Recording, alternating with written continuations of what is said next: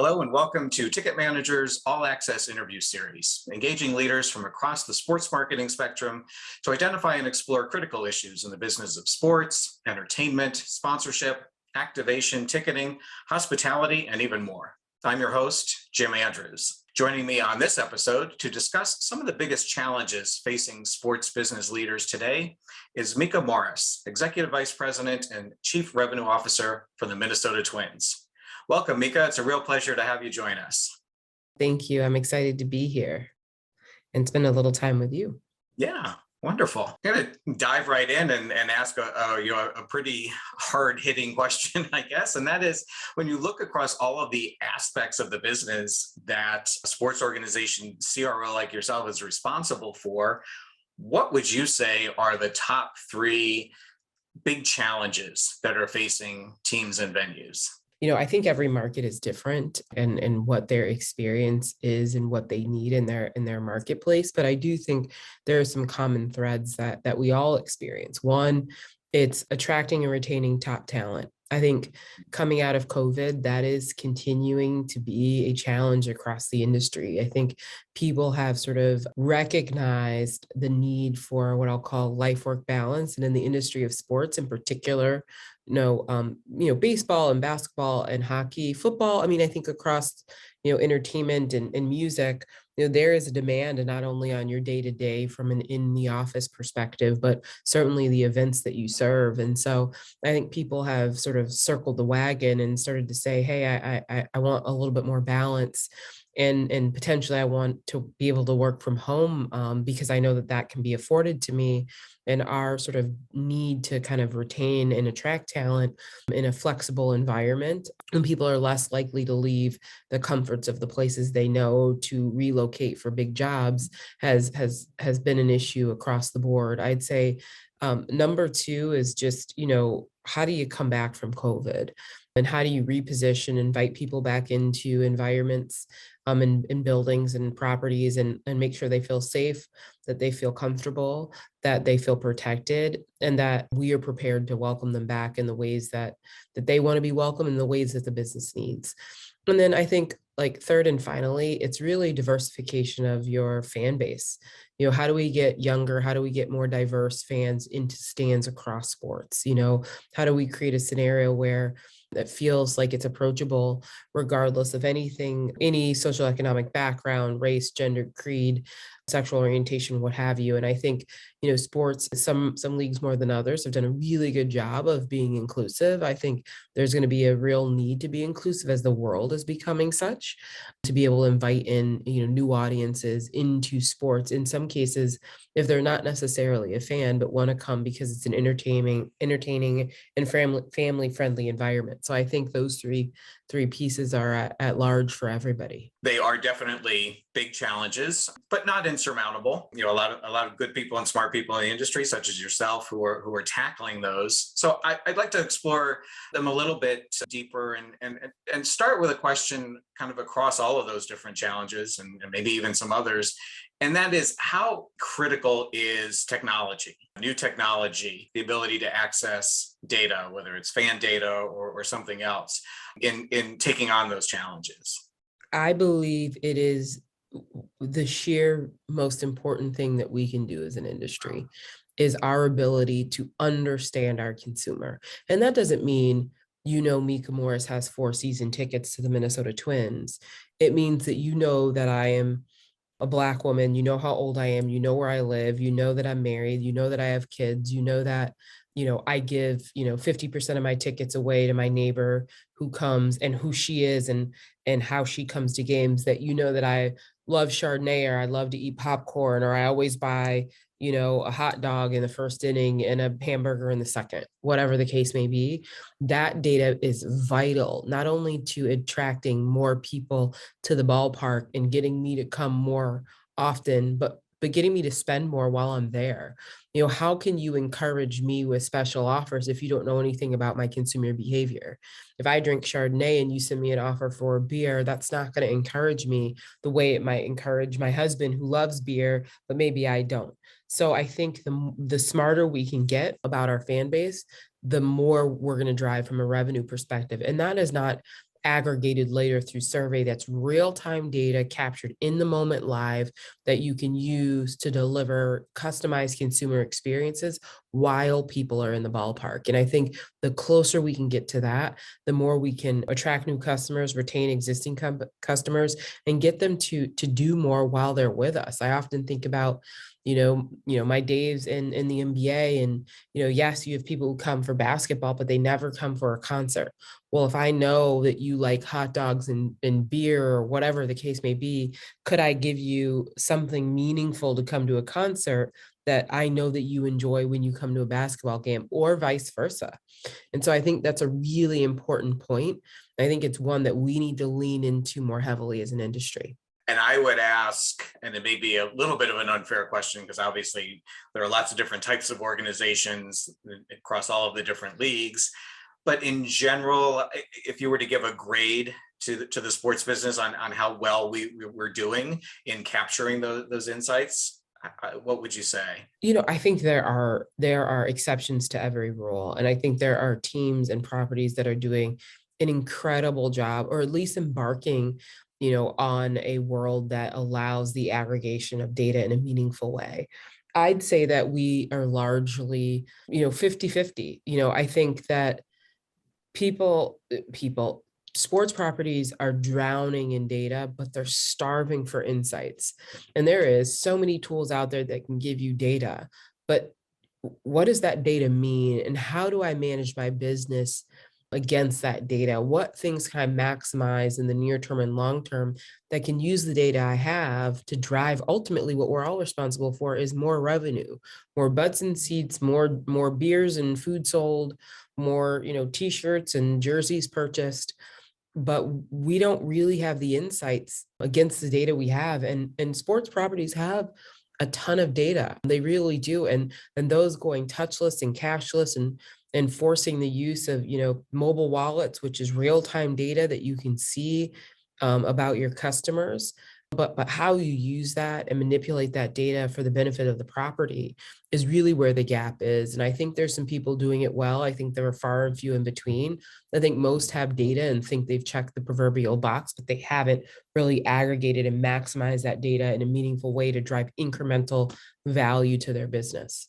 The other piece of that too, working as I do with a lot of partners and sponsors, they're looking for that kind of data too, so they can do better activations and sell more of their products and services. Is that something that you in particular and the Twins are doing? Are you doing anything in that area to help kind of share maybe some of those insights with your corporate partners? Yeah, I mean, it's a big bucket, right? I mean, it's not just how you impact your fan in the stands, it's how you impact your corporate partners and as well, because they want to know who's in the stands and how to speak to them specifically about their products and services, and truly drive trial or engagement or clicks or interest into those products and services. And so we are down a path to do more.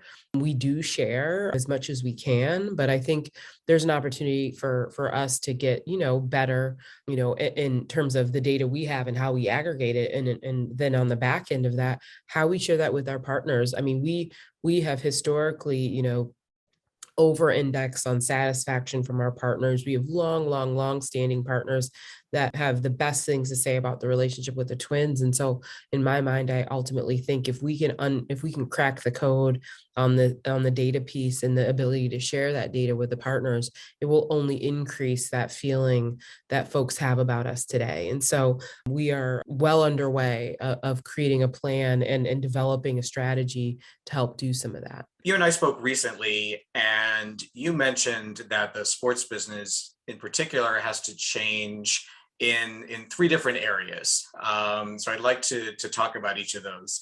So I think you've got some really unique insights there. The first is kind of what I would say external, and that is meeting the changing needs of ticket buyers, putting those butts in seats. What do we really need to do there, do you think? It's funny. I was talking to someone recently, and I remember going to my very first baseball game, and I sat there, with my family, and we had, peanuts and Cracker Jacks and a hot dog and the seventh inning stretch, and everything that made the game is wonderful.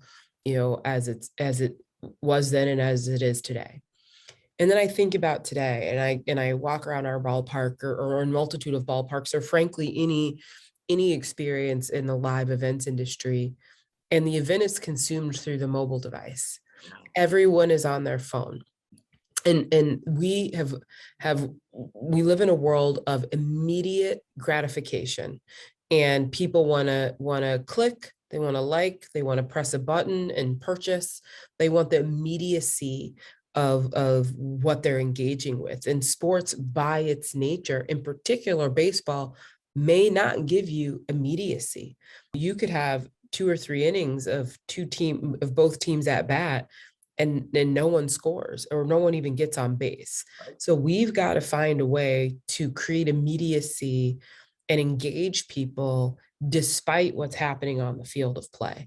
And there are times where it is the most enthralling experience one could have watching a baseball game or a football game. There are times where the ball goes back and forth and back and forth, and nothing material happens, and you've got people who are craving that immediacy. And so in my mind, the not only the gamification, but the entertainment value in sport has to evolve, and we've got to create ways to engage our fans beyond just what's happening on the field, because it no longer is enough in some cases.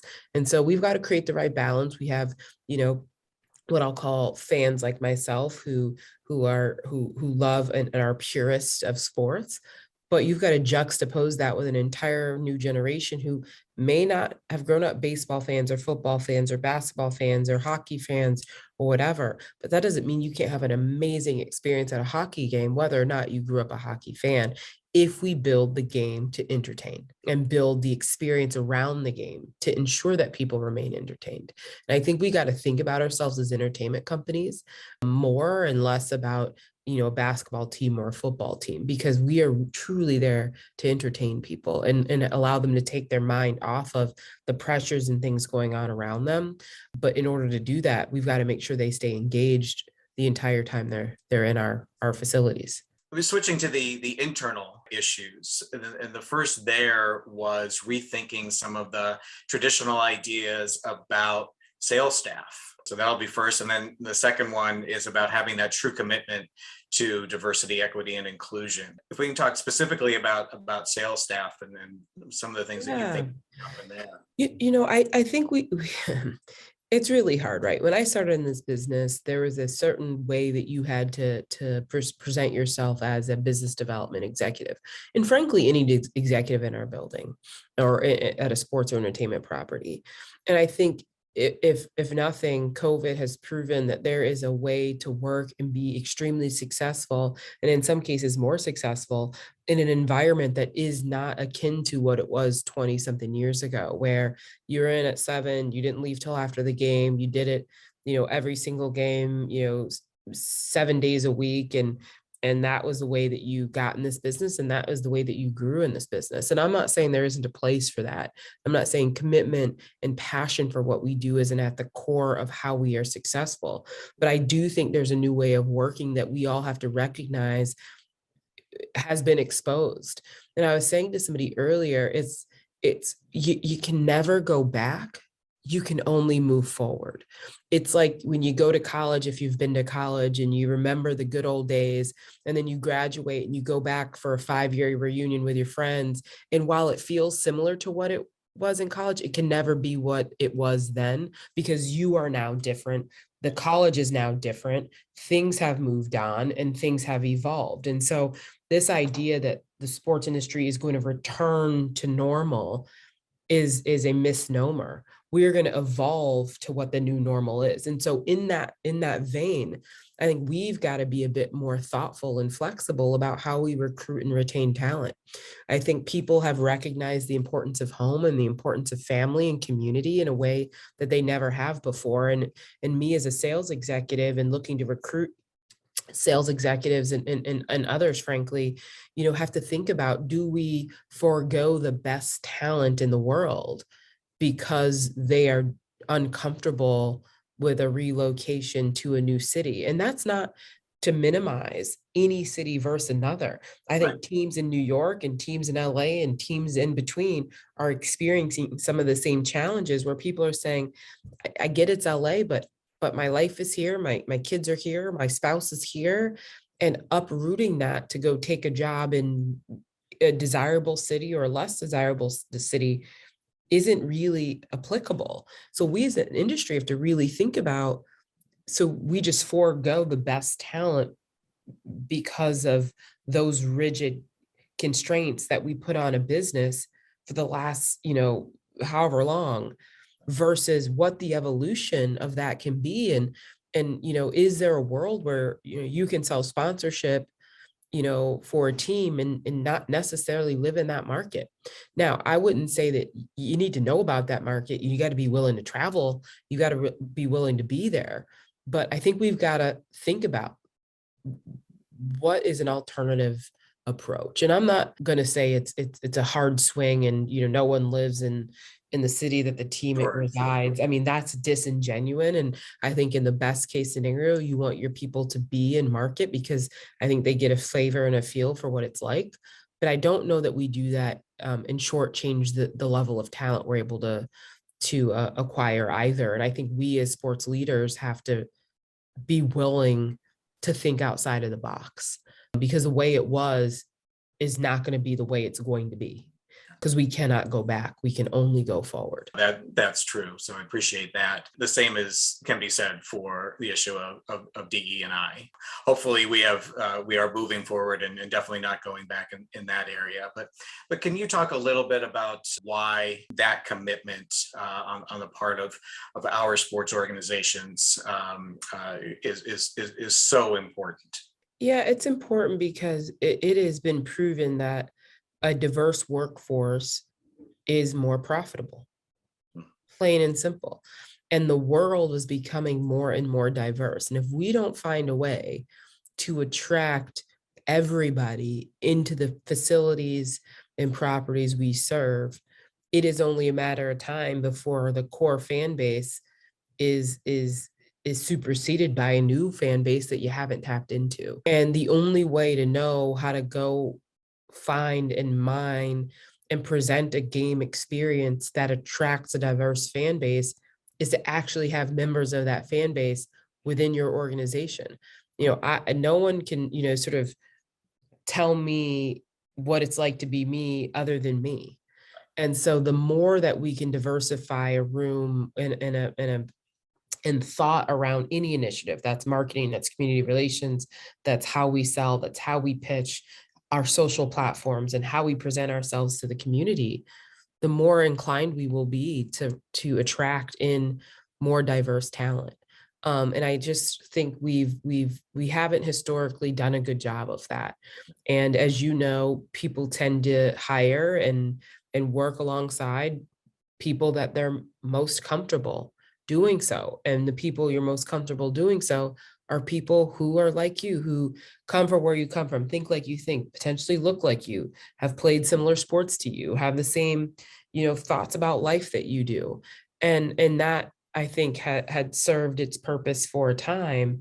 But I do think we've got to stretch ourselves. And, I often say that if you aren't uncomfortable at some point in your day because you're around, near, talking with, speaking to, breaking bread with somebody who isn't like you and is forcing you to stretch your thinking, you aren't part of the solution, you're part of the problem. We've got to be willing to put ourselves out there. We've got to be willing to hear some uncomfortable things. We've got to be willing to have somebody in the room who might disagree with you and might disagree wholeheartedly with the approach that you're taking because they have a sensibility that's different than yours. That's how we get better. That's how we move forward. That's how we press an industry forward as it relates to DE&I. And, there is a lot of people who don't want to be uncomfortable. And frankly, it is holding the industry back at large. And diversity isn't something you do, it's something you are.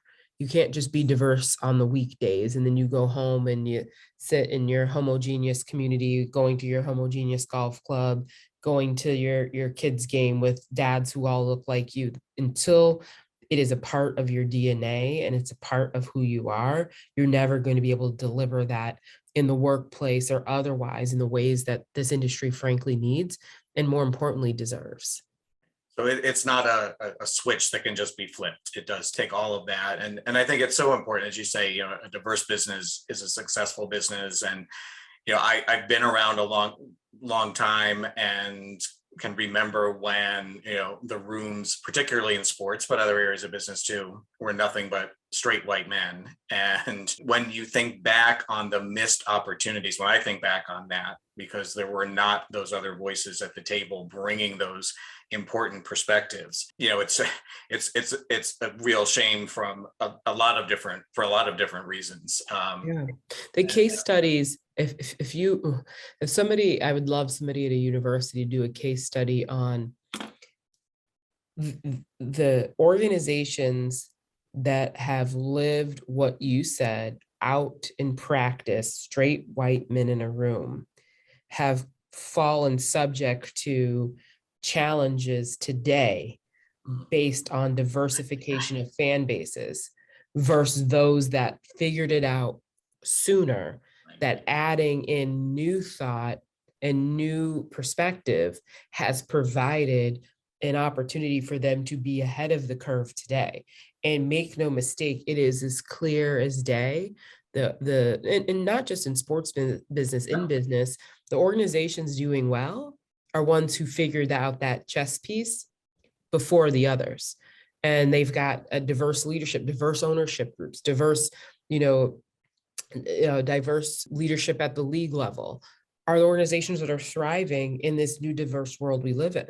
And those that have sort of been resistant to that change are feeling the consequences of that resistance today.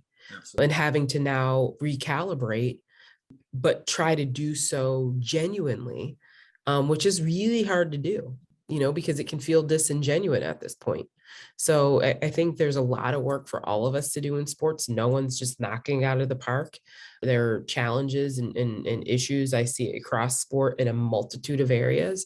But you know what? It first starts with recognizing that the challenge exists. And once you recognize it, you can solve it. And I think folks have woken up and seen what's in front of them and are doing what they can to help rectify the situation. That's definitely the positive development that we're seeing. There are so many questions I could ask you and issues I'd love to explore, but I promise not to take too much of your time. And maybe we can do that again on another podcast. But I would like to ask you about one particular thing that the Twins have been involved in, which I think is very interesting, and I'd like to learn a little bit more about it. And that's the Accelerator by Techstars, where they're helping to advance startups at that intersection of technology, sports, and entertainment that we were talking about earlier. So can you just tell us a little bit about what that is and specifically how it connects to revenue and growth for the team? Yeah, so I will not take an ounce of credit because this was in sort of in existence before I joined the Twins. But I'll give all credit to the Pohlad family and their continued commitment to invest in the community they serve, to understand how to bring forth creativity and new ideas within the ecosystem of sport, and to also see the Twins beyond the field. While we are a baseball team, and that's undeniable, we're also a beacon for this community and have a responsibility to this community beyond the sport itself. And in thinking about it from that perspective, they recognize that there is a lot of companies spinning up technology and other things that could be relevant in the business of sport that haven't had the platform to showcase and integrate solutions within our ecosystem. So we partnered with Techstars to launch the Tech Accelerator. I was a part of the group that spent time with, I think it was 30 or 40 different potential partners or tech startups, and we narrowed the list to 10. And those 10, we actually partnered with and invest in, and helping them build out technology that has relevant utility in sport. And there are applications for these tech companies within our buildings and certainly beyond. And so what a dynamic opportunity to infuse our thought process and mission with creativity and ingenuity by people on the front lines of driving the business of sport and sport tech forward from an innovation standpoint.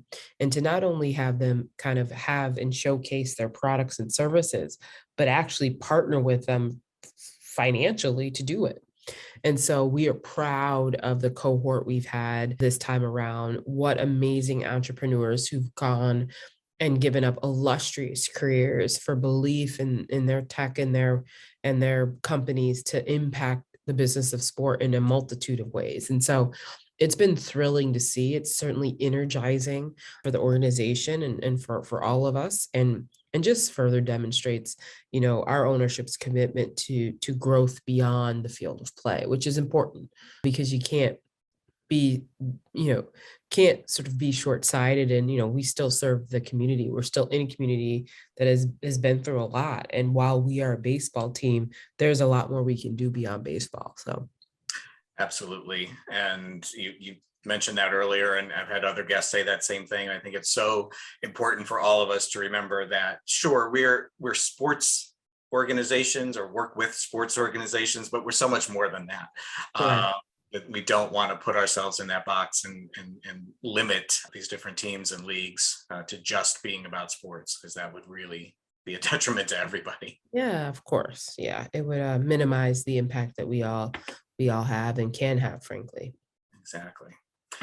Well, like I said, I feel like we just scratched the surface, and you have a lot of great things to share. And I so appreciate you for taking the time today. And like I said, I'd love to do this again somewhere down the road. But for now, I'll just say thank you and wish you the best of luck this year. Thank you so much. All right. And on behalf of everyone at Ticket Manager, thank all of you for watching and listening. And please join us again for the next episode of the All Access interview series.